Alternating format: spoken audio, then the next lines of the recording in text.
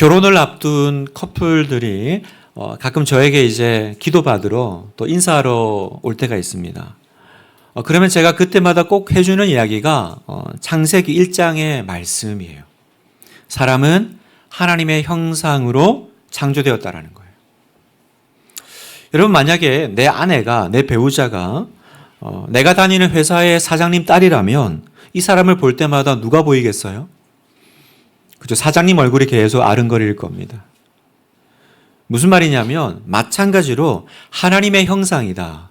사람이 하나님의 형상으로 창조되었다라는 이 말은 이 사람을 함부로 대하면 누굴 함부로 대하는 거죠? 그죠? 그 뒤에 서 계시는 하나님을 함부로 대하는 거라는 거예요. 여러분, 여기서 사람의 인권이 나옵니다. 성도 여러분, 사람은 왜 귀합니까? 왜 살인하면 안 되죠? 생명이 있기 때문에, 살아있기 때문에 살인하면 안 됩니까? 그러면 동물은 왜 죽이나요? 사람과 동물이 다른 점이 뭐죠? 바로 여기에 여러분 인권의 의미가 있는 거예요. 왜 사람이 귀하냐면 하나님의 형상이기 때문에 귀한 것입니다. 그래서 아무리 약자라도, 아이라도, 장애인이라도 우리는 그 사람을 귀하게 여기는 거예요. 겉모습이 아니라 그 안에 뭐가 있기 때문에 하나님의 형상이 있다고 믿기 때문이에요. 여러분, 이 개념이 없는 세상은 정의와 윤리에 대한 정의가 어렵습니다. 쉽지가 않아요. 진화론이 기본이고요. 유물론적인 그 사상이 있는 이 세상에서는요, 약자는 도태되는 거고요. 강자만이 살아남아서 모든 것을 다 가지죠. 승자 독식하잖아요. 그러니 어떻게 해야 됩니까? 인정받고 싶다면 능력을 갖추라는 거예요. 공부 잘하면 됩니다. 네가 공부 못해서 그렇게 사는 걸 누굴 탓하겠냐라는 거예요. 네가 못나서 인생이 그런 걸 뭐 어떡하겠냐. 여러분, 이게 이 세상이 살아가는 힘의 논리요 방식이잖아요. 그러니까 여러분, 이런 세상 안에서는요, 정의라는 건 언제나 상대적이고 흔들릴 수밖에 없습니다. 그러나 성경은요, 교회는 언제나 가치는 절대적입니다. 상대적이지 않아요. 시대와 상황에 따라 바뀌는 게 아닙니다. 그때도 옳았고 지금도 오는 거예요. 사람은 하나님의 형상으로 창조되었기 때문에 귀한 거예요. 다른 이유가 없어요, 여러분. 하나님의 형상이기 때문에 귀합니다. 왜 사람을 죽이면 안 되는데요? 하나님이 살인하지 말라고 하셨으니까요. 여기에 뭐 어떤 더 이유나 설명이 필요치 않다라는 거예요. 그래서 여러분, 기독교가 들어가는 곳마다, 사회마다, 공동체마다, 국가마다 남존여비가 사라지고요, 무너지고요, 생명 경시가 사라집니다. 양반과 천민이라고 하는 신분제가 폐지되고 노예제도가 끝을 맺는 거예요. 기독교가 들어가는 곳마다, 성경을 배우는 공동체마다. 왜요? 사람은 하나님의 형상이기 때문에 귀하다. 여러분, 이것이 기독교의 기본 사상입니다. 그런데 오늘 본문에서는요, 정말 이해되지 않는 장면이 나오고 있습니다.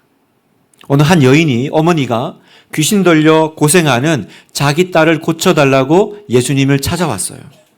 그런데 누구보다 사람을 귀하게 여기셨던 예수님이 그녀를 무시합니다. 무시할 뿐만 아니라 한 걸음 더 나아가서 멸시하고 있는 모습이 등장해요. 도대체 무슨 일이 일어난 거죠? 이게 정말 예수님의 진심일까요? 우리가 이 내용을 한번 살펴보기를 원하는데요. 지난주에 바리새인들과의 대화를 마치시고 또 제자들에게 그 내용을 설명하신 예수님은 오늘 보니까 이동을 하세요. 그런데 어디로 이동하시냐면 이방 땅으로 들어가십니다. 지금까지 이스라엘 백성들을 위해서 설교하고 또 기적을 베푸셨던 예수님이 이제 유대 지역을 벗어나서 이방인 땅으로 들어가시는 거죠. 그게 21절입니다. 예수께서 거기서 나가사 두로와 시돈 지방으로 들어가시니, 나가사 들어가셨다. 여러분, 이 단순한 이 짧은 한마디 말씀 안에 여러분 엄청난 내용이 숨어 있습니다. 지금까지 예수님은요, 언제나 유대 땅에서 사역하셨습니다. 선택받은 이스라엘 백성들에게 천국 복음을 전하셨죠. 그런데 믿어야 될, 막상 누구보다 성경을 잘 알고 메시아를 기다렸던 바리새인과 서기관들은 예수님을 환영하지 않죠. 오히려 예수님과 계속 싸우잖아요. 장로들의 전통, 손 씻는 거 이러면서 예수님을 믿지 않습니다. 믿기는커녕 예수님을 배척하고 거부하죠. 그러자 오늘 본문에 보니까 예수님이 두로와 시돈이라고 하는 이방 땅으로 옮겨가시더라고요. 자, 여러분, 이 두로와 시돈이 의미하는 바가 뭘까요? 두로와 시돈은 어디입니까? 여러분, 두로와 시돈은 앞선 마태복음 11장에 한번 등장했었습니다. 어디 등장했냐면 마태복음 11장 21절에 화 있을진저 고라시나 화 있을진저 벳세다야 너희에게 행한 모든 권능을 두로와 시돈에서 행하였더라면 그들이 벌써 베옷을 입고 제에 앉아 회개하였으리라. 여기 나왔죠? 두로와 시돈. 어떤 상황이었습니까? 도무지 믿지 않으려고 하는, 오히려 기적을 행하고 하나님 나라를 보여주고 예수님이 누구신지를 보여주는 그 증거들을 보여줘도 도무지 믿지 않는 이 고라신과 벳세다 사람들의 이 불신앙을 책망하면서 비교했던 도시. 그러니까 비교는 뭐예요? 대표적인 하나님 안 믿는 대표적인 이방 도시가 바로 두로와 시돈이라는 거예요. 그리고 또 하나 우리가 떠오르는 게 있죠. 두로와 시돈 하면 이제 여러분이 하나 생각나는 게 있습니다. 뭐냐면 구약 성경에 나와요. 열왕기상 16장 31절에 보면 시돈 사람의 왕 엣바알의 딸 이세벨을 아내로 삼고 가서 바알을 섬겨 예배하고. 여러분 기억나시죠? 특세 때 나눴던 그 아합 왕이 결혼했던 이세벨이 어디 출신? 이 시돈. 이 두로와 시돈의 그 시돈이에요. 그러니 여러분 생각해 보세요. 예수님이 두로와 시돈으로 가자. 두로와 시돈으로 간다고 했을 때 유대인들의 반응이 어떻겠습니까? 안 그래도 구원은 자기들만의 전유물이에요. 하나님은 우리만 믿는 하나님이에요. 그렇게 여겼던 유대인들입니다. 그래서 언제나 그들에게 유대 땅은 거룩한 땅이고요. 이방 땅은요, 유대를 벗어난 땅은요, 저주받은 땅이에요. 그 선민의식이 지금도 이스라엘에 있죠, 사실은. 거기다가 어디로 가신다고요? 두로와 시돈. 시돈이 어디입니까? 이스라엘의 그 원수 같은 이세벨의 고향. 도무지 이해가 안 되는 거 아닙니까? 유대인들에게는 굉장히 충격적인 사실은 이동인 거죠. 그러나 여러분, 예수님의 생각은 다르셨어요. 하나님의 구원 계획은 이스라엘에서 시작합니다. 예수님은 유대 땅에서 태어나셨어요. 그러나 거기서 끝나는 것이 아니죠. 구원의 완성, 시작은 이스라엘에서 유대 땅에서 시작하지만 구원의 완성은 어디예요? 모든 민족과 모든 열방으로 미쳐 뻗어나가는 겁니다. 마태복음 28장 19절 한번 읽어보겠습니다. 시작. 그러므로 너희는 가서 모든 민족을 제자로 삼아 아버지와 아들과 성령의 이름으로 세례를 베풀고 너희는 가서 모든 민족. 그러니까 여러분, 기독교는 유대교가 아니에요. 그런 사람도 있잖아요. 한국 안 믿는 분들. 왜 우리나라 사람들이 좋은 한국 종교 놔두고 저 팔레스타인 종교 믿냐고. 여러분, 기독교는 팔레스타인 종교도 아니고 어떤 한 특정의 어떤 그 나라 민족 종교도 아니에요. 거기서 시작했어요. 그럼 예수님이 한국에서 태어나셨으면 예수님은 뭐 한민족의 하나님입니까? 그런 게 아니잖아요. 시작을 거기서 하신 거예요. 그리고 어떻게 해요? 그 복음은, 그 하나님 복음은, 천국 복음은 너희는 가서 모든 민족을 제자로 삼아. 그래서 그 말씀에, 그 명령에 순종해서 어떻게 됩니까? 그 복음은 퍼져나가죠. 예루살렘과 온 유다와 사마리아와 땅끝까지. 그래서 유럽을 넘어가고 아시아를 넘어가고 민족과 민족을 거쳐서 어떻게 해요? 오늘 저와 여러분에게까지 임한 거 아닙니까? 그래서 저와 여러분이 오늘 이 예수 믿는 이 자리에, 하나님의 백성이 되는 이 자리에 앉아 있는 거예요. 그러나 오늘 우리에게 주신 말씀이 뭐냐면, 메시지가 뭐냐면 거기서 멈추면 안 된다라는 거예요. 너희도 두로와 시돈으로 넘어가야 된다라는 사실입니다. 하나님은 모든 그리스도인을 통해서 온 세상 만민이 구원받기를 원하십니다. 이게 하나님의 계획이에요. 그래서 예수님은 두로와 시돈 땅에 발을 내디드신 겁니다. 구원받을 수 없는 이방인, 저주받은 이방인, 개취급받는 그런 이방인들을 예수님은 찾아가셨던 거예요. 사랑하는 성도 여러분, 우리 하나교회 성도 여러분, 우리 역시요, 이 복음을, 하나님 나라를, 하나님을 제한해서는 안 됩니다. 여러분, 교회를 제한해서는 안 됩니다. 여기 우리끼리 모여서 우리와 함께 너무 좋지 않아? 우리 다락방 너무 좋지 않아? 우리 교회 너무 좋지 않아? 하나님은 뭘 원하세요? 이 교회를 통해서, 분당 하나교회를 통해서 모든 사람이 구원받기를 원하신다는 거예요. 다음 주면 여러분 새생명 축제가 진행됩니다. 혹시 내 마음에 나도 모르게 이 두로와 시돈이 자리 잡고 있지 않아요? 두로와 시돈으로 제한되는 것은 없습니까? 저것은 아닐 거야. 저 사람은 아니야. 믿을 사람은 아니야. 아직 때가 아니야. 이렇게 생각하면서 나도 모르게 외면하고 들어가지 않은 땅. 여러분의 두로와 시돈은 없을까요? 성도 여러분, 부유한 사람도 가난한 사람도, 건강한 사람도 아픈 사람도, 부모도 자녀도 절망하는 사람도, 설령 나보다 잘 사는 사람도, 여러분 모두에게 복음은, 구원은 필요합니다. 여러분 아멘이세요? 우리가 그래서 가 프로젝트를 진행하는 거예요. 우리끼리 가 프로젝트를 뭐하러 하겠습니까? 이미 충분한데. 오늘 내가 그 프로젝트를 어디서 진행합니까? 두로와 시돈에서. 나의 두로와 시돈. 평소에는 내가 가지 않은 땅, 평소에는 내가 만나지 않는 사람들, 아니죠? 저기를? 여러분 지난 한 달 동안 가 프로젝트 어떻게 하셨어요? 어떻게 채워가셨어요? 이제 일주일 남았습니다. 앞에는 어떻게 했는지 텅텅 빈칸이어도 괜찮습니다. 이번 한 주만 하시면 한 달 다 한글로 쳐드릴게요, 여러분. 여러분 예수님께서 나가사 들어가시니라. 그 두로와 시돈으로 들어가셨던 것처럼 여러분도 이번 한 주만이 아니라 우리의 이 인생이, 우리의 삶이요. 나가사 들어가사. 어디로요? 그 두로와 시돈으로. 나만의 두로와 시돈으로 들어가는 곳. 어디라고요? 저기는 아닐 거야. 저기는 아직 때가 아니야. 저 사람들은 믿을 사람들이 아니야. 라고 했던 거. 혹은 저 사람은 나보다 잘 살잖아. 저 사람 집은 나보다 형편이 좋잖아. 그래서 내가 제안했던 그곳. 그곳으로 찾아가는 여러분 모든 성도 되시기를 축복합니다. 네.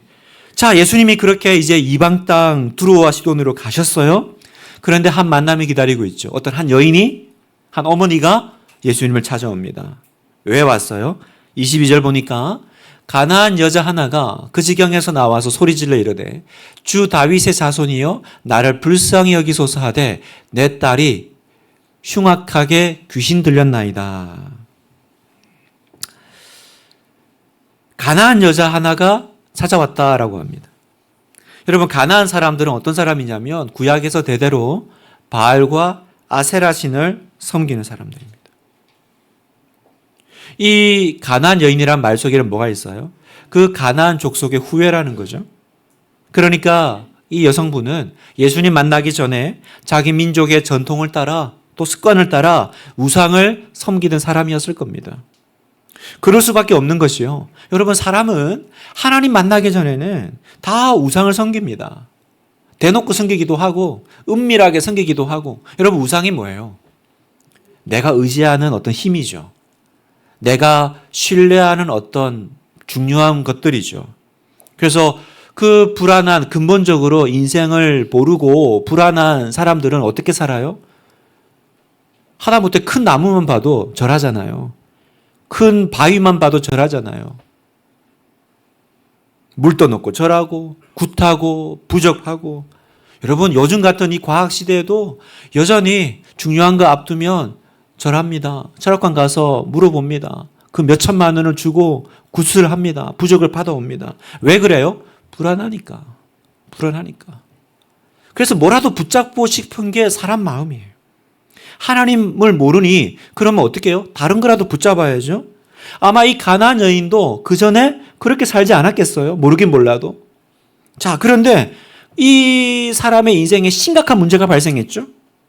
오늘 성경에 보니까 자기의 사랑하는 딸이 흉악한 귀신에 사로잡혔다 이렇게 얘기합니다.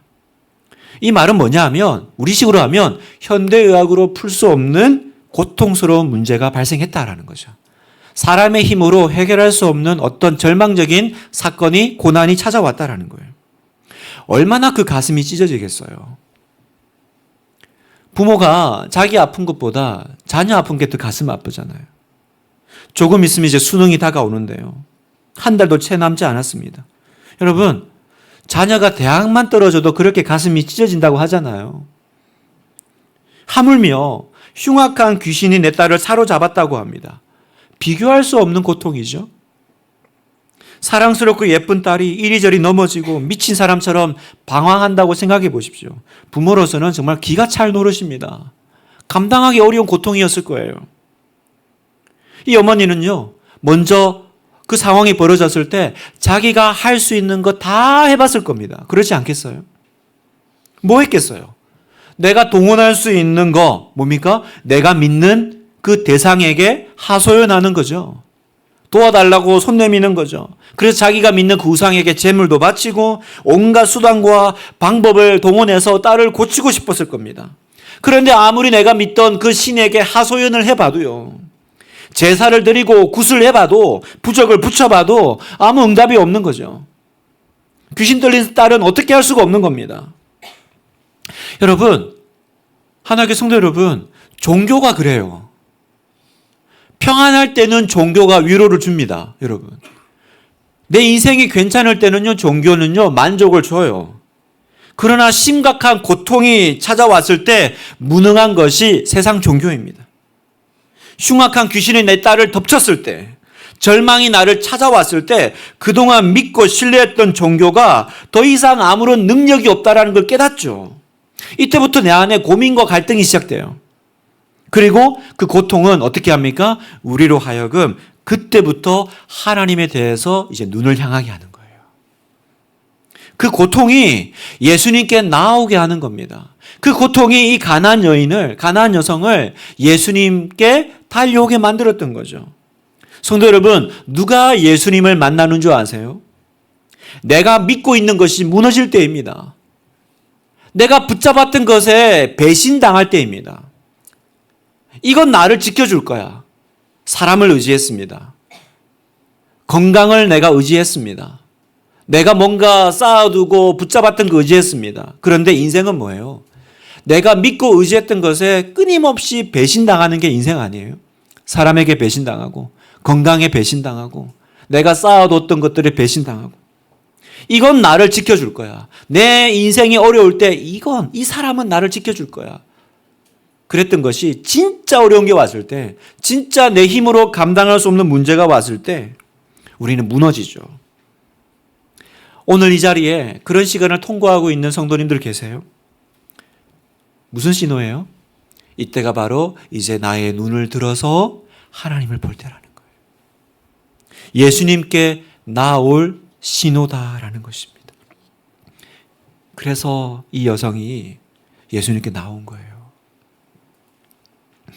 얼마나 절박한 심정으로 나아왔는지요. 얼마나 간절했는지 제자들의 이 대화를 보면 알 수 있죠. 23절에 보니까 예수는 한 말씀도 대답하지 아니하시니 제자들이 와서 청하여 말하되 그 여자가 우리 뒤에서 소리를 지르오니 그를 보내소서. 얼마나 막 간절하게 매달리고 하는지 막 죽겠는 거예요. 그래서 제자들이 예수님, 이 사람 좀 빨리 좀 해결해 주세요. 너무 괴롭습니다. 막 이렇게 오히려 제자들이 탄원할 정도로 이 여인이 굉장히 지금 악을 쓰고, 그죠? 간절하게 예수님 붙잡고 있죠. 그런데 놀라운 게 있어요. 예수님의 반응입니다. 자기 딸을 고쳐달라고 부르짖고 있는데 첫 번째 예수님의 반응은요, 무시예요. 무시. 여기 보니까 예수는 한 말씀도 대답하지 아니하시니. 여러분, 누가 말을 거는데 말을 안 하는 건 무시죠? 여러분, 예수님 한 번도 이러신 적이 없어요. 예수님은 언제나 누구든지 찾아오면 만나주셨고 귀신을 쫓아내주시고 병을 고쳐주셨지 한 번도 침묵하신 적이 없거든요. 근데 무시하세요. 그것만이 아니에요. 그 다음 예수님의 또 반응이 있어요. 거절입니다. 24절 보니까 예수께서 대답하여 이르시되 나는 이스라엘 집에 잃어버린 양 외에는 다른 데로 보내심을 받지 아니하였노라 하시니, 이게 무슨 말이에요? 쉽게 설명하면 나 너 만나러 온 거 아니다라는 얘기죠. 그죠? 나 너 만나러 오지 않았어. 나 너에게 줄 시간 없어. 참 이상합니다. 우리 주님이, 예수님이 사람 자격 따졌던가요? 환경 따졌던가요? 사랑받을 만하든지 사랑받을 자격이 없든지 언제나 구원의 손길을 내밀어 주셨던 분이 예수님이신데요. 어떻게 이렇게 매정하실 수 있죠? 나 너에게 줄 시간 없다. 근데 거기서 끝나지 않아요. 하이라이트가 남아있어요. 예수님 마지막 반응은요, 무시를 넘어서 멸시입니다. 26절, 대답하여 이르시되 자녀의 떡을 취하여 개들에게 던짐이 마땅하지 아니하니라. 당시 유대인들은 이 그릇된 이 선민의식 때문에 이방인을 사람 취급하지 않았습니다. 그래서 개나 짐승 취급을 했어요. 그런데 지금 예수님이 그 유대인들이 하는 걸 똑같이 하고 계신 거예요. 그러니까 결국 이 말은 뭐예요?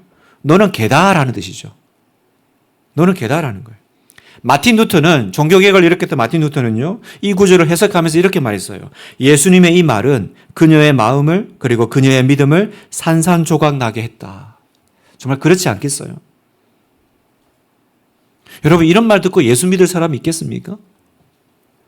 이런 말까지 듣고 내가 믿어야 되나? 이런 말까지 듣고 내가 교회를 나와야 되나? 그러면 여러분, 예수님은 대체 왜 이러셨을까요? 이게 예수님의 진심이었을까요? 당연히 아니겠죠? 당연히 그럴 리가 없습니다. 그건 우리가 조금만 생각해 보면 알 수 있어요. 어떻게 알 수 있어요?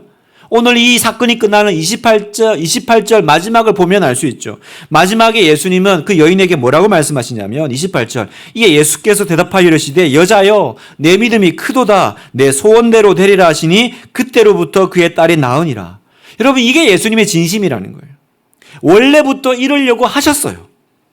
만약 이게 진심이 아니었다면요, 가나안 여인이 그 정도 조금 매달리고 얘기했다고 해가지고 또 금세 또 감동받아가지고 내가 고쳐줄게, 이렇게 생각과 마음이 바뀔 리가 없는 거죠. 그게 진심이었다면. 그러면 여러분 생각해 보세요. 이게 예수님의 진심도 아니고, 그리고 예수님은 결국 그 여인을 사정을 들으시고 고쳐주려고 계획하셨어요. 그러면 질문은 이거예요. 그러면 왜 그 앞에 그렇게 무시하시고 멸시하셨지? 왜 그러셨을까요? 그건 바로, 그 이유는요, 바로 우리에게 어떤 믿음이 큰 믿음인지를 보여주시고 가르쳐 주시기 위해서 그렇게 하셨던 거예요. 성도 여러분, 믿음이 좋다라는 게 무슨 말입니까? 누가 믿음이 크다, 저 집사님은 믿음이 커, 이게 무슨 뜻이에요? 예수님을 오래 믿었다는 뜻입니까? 교회를 많이 다녔다는 뜻인가요? 아니면 믿습니다 하면 언제나 그분에게는 기적이 일어나면 큰 믿음인가요? 뭐가 믿음이 좋은 거죠? 믿음이 좋으면 불에도 들어가고 물에도 들어가고 뭐 그럴까요? 오늘 예수님은 우리에게 믿음에 대한 굉장히 중요한 해석을 내려주세요. 그게 뭐냐면, 큰 믿음은 다름 아니라 이 여인이 가진 믿음이 큰 믿음이다라는 거예요. 이 어머니가 가진 믿음이 최고의 믿음이다라고 정의 내려주신 거예요. 굉장히 중요한 거죠. 여자여 내 믿음이 크도다라는 걸 보니까 큰 믿음도 있고 작은 믿음도 있는 거죠. 큰 믿음도 있고 작은 믿음도 있는 거죠. 그래서 작은 믿음은 언제나 제자들이 주로 들었죠. 이 믿음이 작은 자들아, 맨날 얘기 듣잖아요. 근데 오늘 보니까 여자여 내 믿음이 크도다. 저는 이 말씀을 하시는 예수님의 얼굴을 상상해 봐요. 아마 예수님 목소리를 떨렸을 겁니다. 너무 기뻐서 흥분하셨을 거예요. 왜냐하면 예수님은 예수님이 원하는 믿음을 발견하실 때는 언제나 그렇게 흥분하셨거든요. 맞아, 바로 이거야. 내가 하고 싶은 얘기가 이 얘기였어. 내가 찾고 싶은 믿음이 바로 이거였지. 믿음이란 바로 이거야. 바로 이거야. 예수님은 아마 흥분하셨을 거예요. 그러면 여러분, 예수님이 칭찬하시는 큰 믿음이란 어떤 믿음입니까? 두 가지를 오늘 붙잡기를 원하는데요. 첫 번째, 예수님을 주님으로 찾는 믿음이라는 거예요. 예수님을 주님으로 찾는 믿음.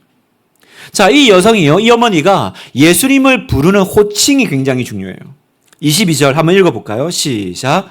가나안 여자 하나가 그 지경에서 나와서 소리질러 이르되 주 다윗의 자손이여 나를 불쌍히 여기소서. 자, 예수님을 어떻게 불러요? 주 예수, 다윗의 자손이여 라고 부르고 있죠. 여러분, 이 칭호에는 두 가지 내용이 내포되어 있습니다. 하나는요, 이 주라는 이 단어인데요. 이 주는요, 큐리오스라는 뜻입니다. 큐리오스라는 단어는요, 이스라엘 사람들이 하나님께 쓰는 단어예요. 큐리오스. 혹은 아도나이라고 하죠. 그래서 유대인들은 성경을 읽을 때 하나님이라는 단어가 나오면 그 하나님 이름이 너무 경외롭기 때문에 차마 그 하나님이라는 이름을 입술에 담지 않아요. 그래서 하나님이라는 단어가 나오면 대신에 큐리오스 혹은 아도나이라고 하면서 읽어요. 그러니까 주라는 건 하나님께 쓰는 호칭이거든요. 그리고 또 다윗의 자손이여, 이 말은 뭐냐면 이스라엘의 왕이라는 거예요. 이스라엘 왕이라는 거예요. 그럼 정리하면 무슨 말입니까? 이 가나안 여인은요, 예수님을 하나님이시요 오실 메시아로 부르고 있다라는 겁니다. 여러분, 굉장히 놀라운 얘기예요. 왜냐하면 성경을 잘 알고 하나님을 믿는 유대인들도 예수님을 그렇게 몰라봤거든요. 그런데 이 이방 땅에 있는 가나안 여인이 어떻게 알았을까? 어떻게 알고 예수님을 주 예수 다윗의 자손이여라고 불렀을까? 여기 예수님이 깜짝 놀라신 거예요. 요즘 대부분의 사람들은요, 이걸 몰라요. 교회를 나오지만 이 가나안 여인만큼의 믿음도 없어요. 그래서 교회를 나오지만 예수님을 안 찾지 않고 목사를 찾아요. 예수님을 찾지 않고요, 교회를 찾아요. 예수님을 붙잡지 않고 능력의 종을 찾아요. 여러분, 이건 믿음이 아닙니다. 예수님이 지금 말씀하시는 큰 믿음이란 무엇입니까? 예수님을 찾는 거예요. 왜 찾아요? 예수님이 누구신지 분명히 아니까. 예수님이 누구신지에 대한 분명한 신앙 고백 위에 있는 이 믿음이 예수님이 말씀하시는 큰 믿음이다라는 거예요. 큰 믿음. 예수님은 하나님의 아들이십니다. 예수님은 나의 구주십니다. 예수님 앞에 나아가면 나는 구원받을 수 있습니다. 여러분, 이게 큰 믿음이라는 거예요. 이게 큰 믿음. 그러니까 믿음은요, 예수님을 주님으로 찾는 겁니다. 나는 할 수 없습니다. 그러나 예수님은 하실 수 있잖아요. 예수님은 하나님의 아들이시니까요. 철저히 자기의 무능을 인정하고 분명한 신앙 고백 위에 서 있는 믿음이 큰 믿음이다라는 것입니다. 자, 두 번째, 예수님이 인정하셨던, 찾으셨던 큰 믿음은 어떤 믿음이냐? 끝까지 포기하지 않는 믿음이었어요. 믿음이란 끝까지 포기하지 않고요, 부스럭이라도 얻어먹겠다라는 태도라는 거죠. 예수님이 자녀의 떡을 개에게 주는 일이 없어 라고 말씀하셨을 때 저는 이걸 주님의 일종의 테스트라고 생각을 합니다. 무슨 말이냐면, 너 이래도 나 붙잡을 거야? 너 이래도 나한테 매달릴 거야? 라고 테스트하고 계신 거예요. 여러분, 성경을 보면 이런 식으로 하나님께서 당신의 자녀들을 테스트하는 장면들이 나옵니다.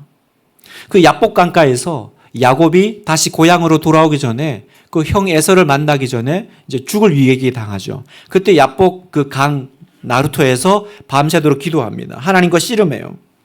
그동안 야곱은 자기의 꾀로 다 성공했습니다. 다 잘 됐어요.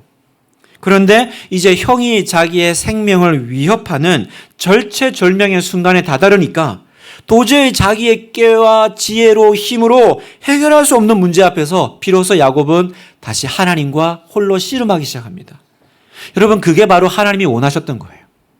여러분, 모든 문제는 하나님과 씨름하는 거예요. 여러분, 우리가 그 문제와 씨름하는 것이 아니라 하나님은 그 문제가 왔을 때 하나님과 씨름하기를 원하세요. 그리고 우리가 하나님과 씨름하면 하나님이 들어주십니다. 하나님이 들어주세요. 여러분, 아빠와 아이가 씨름합니다. 그러면 누가 이겨요? 당연히 아이가 이겨요. 당연히 아이가 이겨요. 왜요? 아이와 이기려고 씨름하는 아빠는 없으니까. 아빠는요, 져주려고 씨름하는 거예요. 하나님도 마찬가지입니다. 하나님이 야곱과 씨름할 때 하나님은 이미 야곱의 기도에 져주기로 작정하셨어요. 그런데 이상합니다. 져주기로 작정한 시험인데 왜 밤새 하죠? 질씨름인데 왜 거기다가 환도뼈까지 치죠? 져주려고 하는 씨름인데 왜 뼈까지 꺾으셨을까요? 같은 얘기예요. 너 이래도 나만 의지할 거야? 너 이래도 나하고 계속 씨름할 거야? 너 나만 믿을 거야? 바로 이 마음이었던 거예요. 야곱은 이 테스트를 통과한 겁니다. 네, 주님. 저는 뼈가 부스러지는 한이 있어도 저는 주님 놓치지 않아요. 저를 축복해 주시기 전에는, 하나님이 저에게 항복해 주시기 전에는 절대로 놓지 않습니다. 그때 여러분, 하나님은 그 마음을 너무 기뻐하세요. 얼마나 기뻐하시냐면 이름까지 새로 바꿔주세요. 이스라엘. 너는 이제 야곱이 아니고 이스라엘이야. 여러분, 그 이스라엘이라는 이름이 지금의 저 이스라엘 국가 이름이 되죠. 여러분 생각해 보세요. 저 나라가요, 아브라함이라고 불리지도 않고 이삭이라도 불리지도 않고 이스라엘, 야곱의 이름으로 불리는, 그게 무슨 말입니까? 하나님이 그 마음을 너무너무 기뻐하셨다라는 거예요. 오늘 가나안 여인도요, 이 어머니도 그 테스트를 지금 통과한 것입니다. 27절 한번 읽겠습니다. 시작. 여자가 이르되 주여 올소이다마는 개들도 제 주인의 상에서 떨어지는 부스러기를 먹나이다 하니. 여러분, 이렇게 말할 수 있습니까, 우리가? 자녀의 떡을 개에게 주는 일이 없다. 아마 처음에는 자기의 귀를 의심했을 거예요. 내가 지금 잘못 들은 거 아니지? 지금 뭐라고 하시는 거야? 개라고? 지금 나를 개 취급한 거야? 내가 이 모욕과 이 멸시를 당하고 여기 있어야 돼? 여러분, 그게 우리의 항상 반응 아닙니까? 그런데 지금 이 여인이 뭐라고 그래요? 주여 올소이다마는 개들도 제 주인의 상에서 떨어지는 부스러기를 먹나이다. 개라도 괜찮습니다. 개도 주인이 주는 부스러기는 먹지 않습니까? 자녀에게는 원래대로 떡을 주세요. 저에게는 부스러기만 주셔도 됩니다. 부스러기만 먹어도 우리 딸은 살 수 있습니다. 제가 어제 이 문장을 쓰는데 왜 그렇게 눈물이 나는지 모르겠어요. 저 떡 안 주셔도 됩니다. 부스러기라도 어떻습니까? 그건 주실 수 있잖아요. 개도 괜찮습니다. 우리 딸 살려야 됩니다. 성도 여러분, 지금 우리에게는 많은 문제가 있습니다. 어려움이 있어요. 고통이 있습니다. 또 어떤 심각한 상황이 있을 거예요. 그 속에서 하나님은 침묵하시고 무시하시고 멸시하는 것 같습니다. 그때 어떤 사람은요, 이런 상황에 부딪히며 화를 냅니다. 하나님은 원망하고 소리를 지릅니다. 개라고? 개라고? 이렇게 나를 무시한다고? 이렇게 나를 모른 채 하신다고? 여러분, 성경이 얘기합니다. 그게 하나님의 본심이 아니라고. 그게 하나님의 진심이 아니라고. 하나님은 우리를 괴롭게 하시려고 그러는 게 아닙니다. 하나님이 원하시는 건 뭐예요? 우리가 이 가나안 여인처럼 위대한 믿음을 갖는 것입니다. 원망하지 않고, 포기하지 않고, 불평하지 않고, 주님, 떡이 아니면 어떻습니까? 부스러기라도 주십시오. 그 겸손한 마음이요, 그 끈질긴 그 믿음을 갖게 하기 위해서 하나님은 오늘 우리에게 때로는 시련을 허락하세요. 성도 여러분, 이 테스트를 통과하시는 여러분 되기를 축복합니다. 여러분, 이 테스트를 통과하십시오. 부스러기라도 내가 괜찮으니 얻어먹겠으니 라고 하는 그 겸손의 믿음 가지면 무슨 일이 일어나죠? 28절 읽겠습니다. 시작. 이에 예수께서 대답하여 이르시되 여자여 내 믿음이 크도다. 내 소원대로 되리라 하시니 그때로부터 그의 딸이 나으니라. 보세요. 이에 그때로부터 언제요? 내가 그 테스트를 통과했을 때요. 주님, 다 괜찮으니 저를 그냥 지나가지 마시고, 하나님, 저는 이 손 놓지 않습니다. 저 죽어도 하나님 앞에 죽어요. 저 죽이십시오. 저 죽어도 하나님 앞에 죽을 거예요. 때로는 모른 체 하시는 것처럼 보이고 멸시하시는 것처럼 보이고, 도대체 내 기도가 어디로 간 건가? 왜 내 기도에는 한마디 말씀도 없나? 왜 나한테는 너에게 줄 시간이 없다 하는 것처럼 느껴지지? 그때도요, 주님, 다 좋으니 그냥 지나가지 마세요. 그랬더니 뭐라고 그래요? 이에 예수께서 대답하여 이르시되 내 믿음이 크도다. 이에 내 믿음이 크도다예요. 말씀을 마무리하면서요, 어떤 노목사님의 이야기가 생각이 납니다. 그분에게 초등학생 그 막내 손녀딸이 있는데요, 1년에 몇 번 그렇게 그 손녀딸 집에 가면요, 그 딸이, 그 손녀가 그렇게 자기를, 그 목사님을 좋아한다는 거예요. 며칠 있다가 서울에 이제 올라가려 그러면 가지 못하게 그 손녀딸이 그 바지 끄댕이를 잡고, 가랑이를 잡고 늘어진대요. 그런데 그게 그 할아버지 마음에 얼마나 기쁨이 되는지 모른다는 거예요. 매달리고, 할아버지 못 가, 여기 있어 하고 막 바지를 붙잡고 늘어지면 그게 할아버지의 기쁨이라는 거예요. 성도 여러분, 하나님 마음이 이 마음 아니겠어요? 하나님도 우리가 하나님 바지 가랑이 붙잡고 늘어지기를 원하시는구나. 저는 오늘 이 말씀을 묵상하면서 그 생각이 들어요. 어떤 시련과 무시와 모욕과 절망이 있어도 절대 포기하지 않고 하나님만 붙잡는 거 하나님 기뻐하시는구나. 하나님 못 가세요. 여기 있어요. 여기 있어요. 그거 하나님 기뻐하시는구나. 여러분, 큰 믿음이란 무엇입니까? 다른 것이 아니라 절대로 하나님 붙잡은 손 놓지 않는 것입니다. 여러분, 아멘이세요? 하나님께 매달리는 거예요. 그게 큰 믿음이에요. 예수님은 오늘 그걸 확인하기 원하셨고 여인은 통과했습니다. 여인은 성공했습니다. 여러분도 그 큰 믿음에 성공하시는 복된 성도 되시기를 축원합니다.